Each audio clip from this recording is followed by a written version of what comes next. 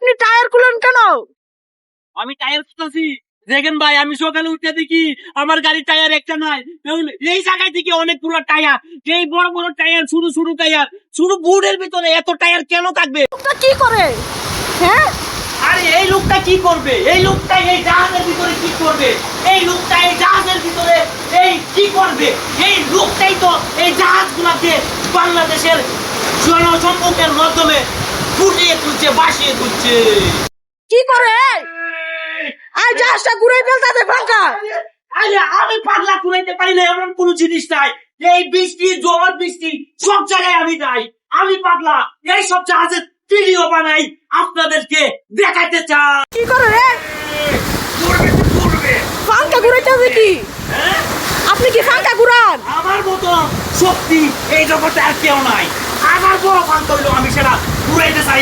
দেখছেন দেখছেন, আমি জগতের মাসুদ ভাই এরকম ফাঙ্কা শত শত ঘুরাইতে চাই।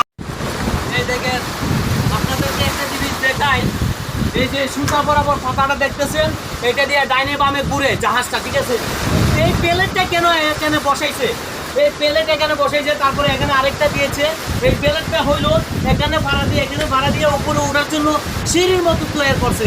যেহেতু জাহাজ নষ্ট হইতে পারে, ঠিক করার পদ্ধতি রেখেছে। আঙ্কেল, তোমার কি হয়েছে? আই হাই আই হাই আই হাই আই হাই, তোমার তুমি এখানে কিভাবে আটকাইলা?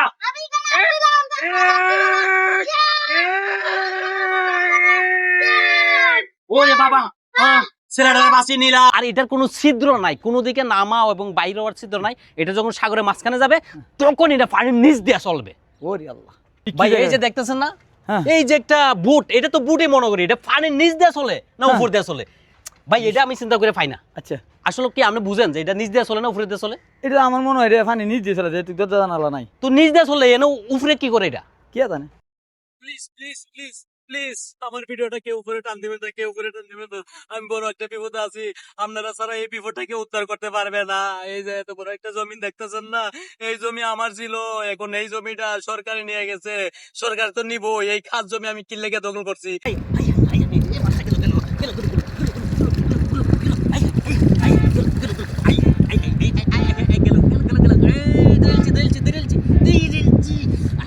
পানি তুলছো কেন? পানি তুলতেছি যে এখানে কিছুক্ষণ আগে সাগর থেকে একটা বিরাট বড় মাছ উঠছে, তাই আমি মাছটার লোভ সামলাইতে না পাইরা এখন আমি পানি হিসা ধরছি। পানি ওইটাতে ফেলামু, পানি শুকাইয়া তারপরে এই মাছটা আমি ধরে লাবো।